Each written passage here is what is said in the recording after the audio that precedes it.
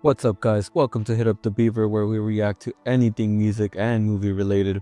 Today, I'm going to be talking about the decline of the superhero movies and how we got here. And before I start, here's a little message for y'all. Like this, subscribe, like this video. Now, there has been some news circulating online about superhero movies not hitting 700 mil in the box office for the first time, which is honestly not all that surprising. The reason it is not surprising is due to superhero fatigue. Let me give you the box office numbers before I continue. Thunderbolts, 382 million. Captain America Brave New World, 415 million.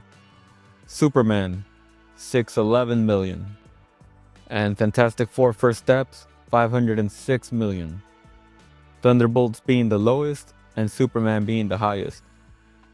I predicted this would happen after Kevin Feige announced the Phase 4 and the Disney Plus shows. Too much of a good thing can end up being a bad thing.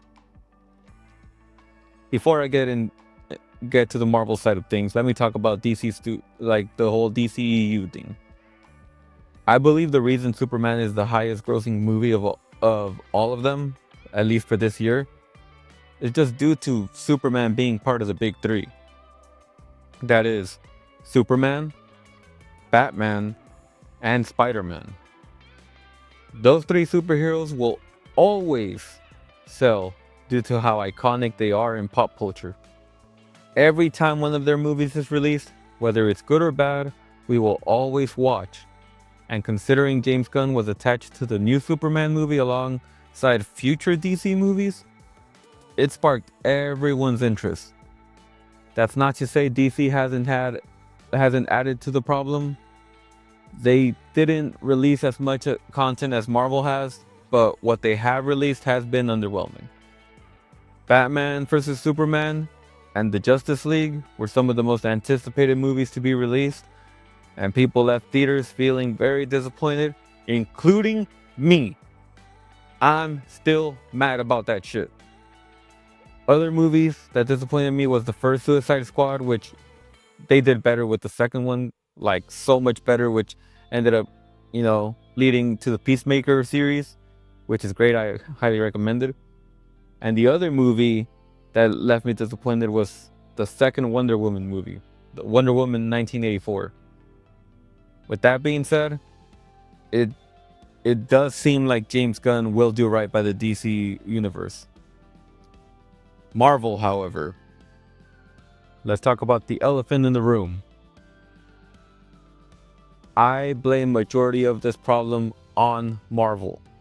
After Avengers Endgame, it's been dud after dud, with a couple exceptions like Deadpool and Wolverine, Loki, Spider-Man No Way Home, Thunderbolts, Guardians 3, WandaVision, and Fantastic Four First Steps. Everything else has been mid or just downright awful. Some examples are Eternals, Miss Marvel, Doctor Strange 2, Thor Love and Thunder, The Marvels, Ant-Man 3, Secret Invasion, Ironheart, and the absolute worst of all, She-Hulk. I remember when I first finished She-Hulk, I crashed out. I'm not even gonna lie to you. Because I felt that I just wasted time of my life. My dislike for She-Hulk is so bad that I don't ever want to see her in another MCU project. Unless it's Deadpool, because only that movie will redeem that character. Anyways, due to this streak of bad movies and series, people have lost faith, man. They lost faith in superhero movies.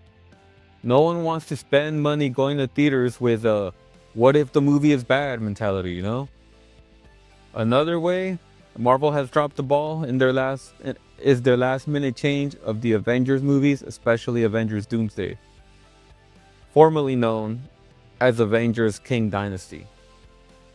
Kevin Feige says that they fired Jonathan Majors because it wasn't working out, but let's be honest, Feige isn't going to be fully transparent about the situation. He never is, and he never will be. Majors was replaced due to the nature of the allegations he was up against. Let's just be real. On top of that, the RDJ as Doom reveal hasn't been fully capitalized on, man. We're so close to Avengers Doomsday, and all we have is a post-credit scene with Doom. No dialogue or nothing. Just Franklin Richard holding his face, and that's it. The last thing I want this movie to be is rushed, because if this Avengers movie doesn't deliver as well as the Secret Wars movie, I'm fully convinced that some people will stop watching Marvel movies altogether. I see it as a sink or swim situation for them at this moment. Then there's the rumors of RDJ getting in the fight with Ryan Reynolds on set, which it happens, but there's an even bigger one. The other rumor is RDJ threatening to leave if the script doesn't change. Now, rumor has it that he doesn't like that the film focuses too much on female characters. Now, these are just rumors, not official facts, but this brings me to my next point. Warning to those who get easily offended, but I'm gonna say it how it is. People are really tired of Marvel shifting to mostly female leads, which isn't a bad thing. Some of my favorite movies have female leads, like Kill Bill, Atomic Blonde, Lucy. I even love the Scarlet Witch and the Black Widow characters. I even believe that they deserve their own movies. Well, Black Widow deserves an even better movie, but my point is that it just doesn't feel natural.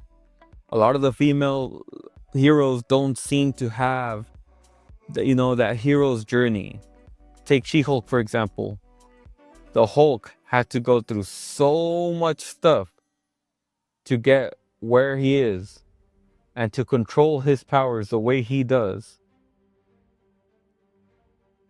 And then his cousin comes along, masters her powers in just a couple hours. Like, what the fuck? Like, we know what they're trying to do. And I don't mind if they go in that direction. But at least do it right, man.